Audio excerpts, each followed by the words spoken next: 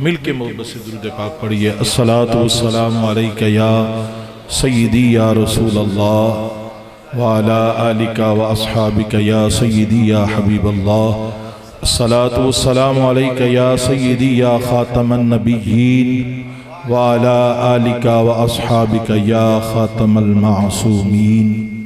مولاي صلی وسلم دائما ابدا علی حبیبک خیر الخلق کلہم۔ یا رب بالمصطفى بلغ مقاصدنا واغفر لنا ما مضى یا واسع الکرم۔ ثم الرضا عن ابی بکر وعن عمر وعن علی وعن عثمان ذی القرم۔ یا رب صلی وسلم دائما ابدا علی حبیبک خیر الخلق کلہم۔ نعرہ تکبیر۔ الحمدللہ، میں صرف آپ احباب کا شکریہ ادا کروں گا جو کلام مجید برہان رشید کی آیا مقدسہ کا کچھ حصہ میں نے تلاوت کیا ہے۔ خالق کائنات نے محبوب علیہ السلام کی اس امت مبارکہ کا ذکر کرتے ہوئے ارشاد فرمایا وَاجْتَبَاكُمْ، اللہ نے تمہیں پسند کر لیا۔ آپ اللہ رب العالمین کی پسندیدہ امت، تو یہ ہمارے لیے فخر ہے کہ اللہ رب العالمین نے محبوب علیہ السلام کے وسیلے سے ہمیں یہ انعام عطا فرمایا ہے۔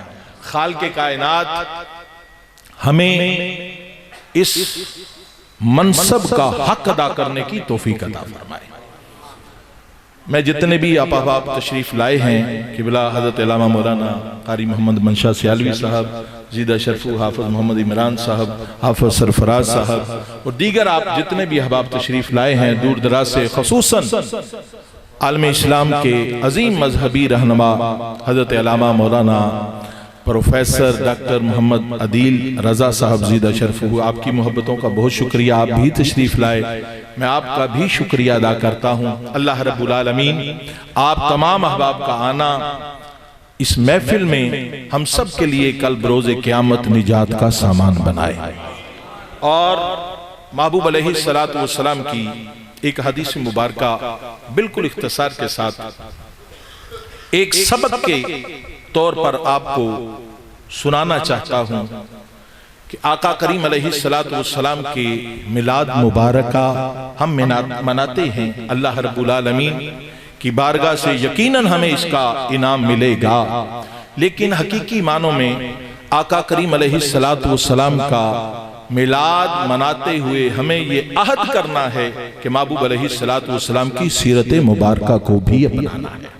یہ مقصد میلاد ہونا چاہیے، ہمیں محفل میں آنے کا کوئی ایک مقصد جو ہے وہ ہمارا ہو، تاکہ کل بروز قیامت اللہ رب العالمین کی بارگاہ سے ہمیں محفل میلاد کا تحفہ، ہمیں نجات کے سامان، نجات کے طور پر ہمیں مل سکے۔ حضور نبی اکرم شفیع معظم صلی اللہ تعالیٰ علیہ وآلہ وبارک وسلم کی حدیث مبارکہ ہے، جناب حضرت سیدنا عمر فاروق رضی اللہ تعالیٰ عنہ اور جناب حضرت سیدنا ابو ہریرہ رضی اللہ تعالیٰ عنہ، آپ احباب اس کو روایت فرماتے ہیں، دونوں احباب یہ سبق کے طور پہ آج ہم نے اپنے معاشرے میں رہنا ہے، اپنی بستی میں رہنا ہے، اور یقیناً جس جگہ پہ رہتے ہوں ہر طرح کے لوگ موجود ہوتے ہیں، کوئی بڑے صاحب حیثیت بھی ہوتے ہیں، کچھ احباب غریب بھی ہوتے ہیں، معاملات ہوتے ہیں، یعنی یہ ایک نظام ہے دنیا کا، اور ہم اسی معاشرے میں رہ رہے ہیں جس میں یہ سب چلتا ہے موجود ہے۔